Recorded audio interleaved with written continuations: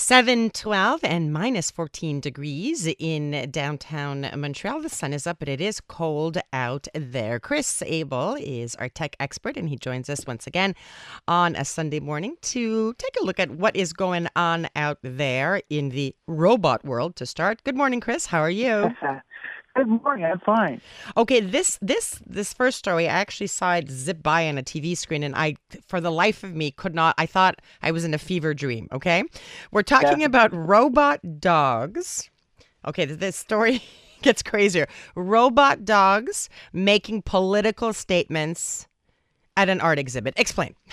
Okay. So these are dog-sized four-legged robots. But the big twist, what turns most people's heads, is that each of the dogs has a human head, a very realistic-looking human head. And all the heads, when you look at them and do a double take, you realize these are famous heads. So there's a dog with the head of Elon Musk, for example, and another dog that's got the head of Pablo Picasso. You have Andy Warhol, but you also have Mark Zuckerberg. So what's happening here is this is all the work of an artist named Beeple. He's known for doing digital art. This is a major show called Art Basel in Miami. And so they had this little pen, and they have these half dozen of these little tiny robot dogs that wander around like animals and pets tend to do, sort of sniffing and scratching and moving about, and people watching as this happened. The interesting twist is that he says this is to take a look at the way that these characters, these individuals, often have a major influence in terms of how our world is shaped.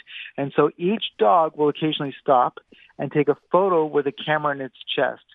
That image is then processed to make it look in the style of the person. So now it looks like a painting by Pablo Picasso, or it looks like an image shared on Facebook. But the hilarious part is every now and then the dog will stop and squat because there's a printer in its butt. Stop. And it starts to print off the photograph as a paper photograph that then slides down to the floor.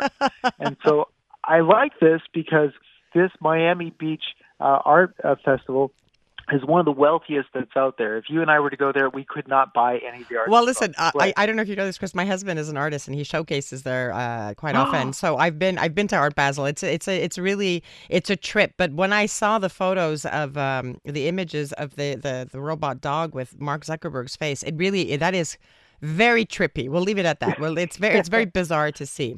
Okay, all the dogs sold, by the way, within 1 hour, which is astonishing. It's insane, and also the printer in the behind. That's something. Okay, Yeah. News from Swatch. Remember Swatch Watch? Yes, I remember the big craze. It was such a trendy Swatch, and then of course smartphones happened. Yep. So what's happening with Swatch now? Well, I mean, like a lot of the watch companies, watches aren't gone. It's just now they've become something that's highly collectible. It's something that, is much more prestigious. And so Swatch has released just this week a new MoonSwatch. That means a watch that goes through the different phases of the moon, but can make it look as if you're standing on the moon. You can see the different phases of the Earth. It does this with a lot of really cool gold accents. What's novel, though, is that the way that they're selling it, so you can only buy this MoonSwatch if it's currently snowing in Switzerland. What? That's so strange. That's right. Wow. So Okay. before you want to make the purchase, you have to check the weather in Switzerland. If it's not snowing, you can't buy the watch. That's so. So Okay. if you go to their website, because it just launched, the website has a little weather report on the right-hand side. And today, Sunday, it's snowing in Switzerland, so you can buy the watch for $500. The weather says that it should be snowing tomorrow, but Tuesday it won't be snowing, so you can't buy it on Tuesday. You can buy it today, you can buy it Monday, but you won't be able to buy it Tuesday. Okay. I mean, that's an interesting marketing technique. Okay. Dyson now. You know the very fancy vacuums and hair dryers and fans. What's Yeah. new in the world of Dyson? They just released a social media video on their Instagram feed. You can go there, and it's a video of a miniature little tiny world. So they've taken what they've gotten as a gift box, they divided it up into different rooms, and for each room, they've created a different kind of mess, and then introduced a 1/12 scale version of their products, their vacuums, the stick vacuums, the robot vacuums, and so you can watch as these little sort of dollhouse worlds as their vacuum cleaners are going through and cleaning things up. Dyson did this. They didn't hire a company to do this. Their own staff spent 1 month actually using 3D printers, scalpels, sandpapers, paint. What's going on at the Dyson offices? But this is for display, right? You can't buy these things, I'm guessing.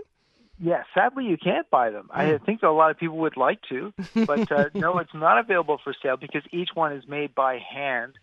This is something that Dyson has paid their employees to spend 1 month putting together all these handcrafted little tiny vacuum cleaners. It's just something to be entertaining close to the holidays.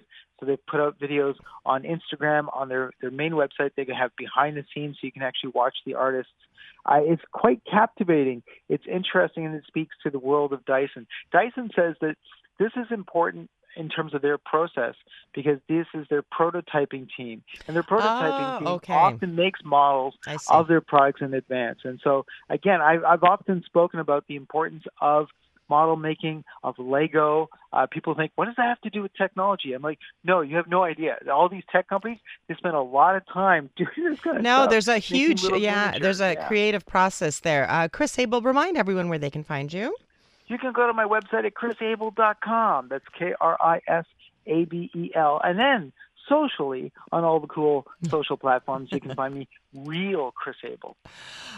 Chris, thank you so much for taking the time. We'll chat again next Sunday.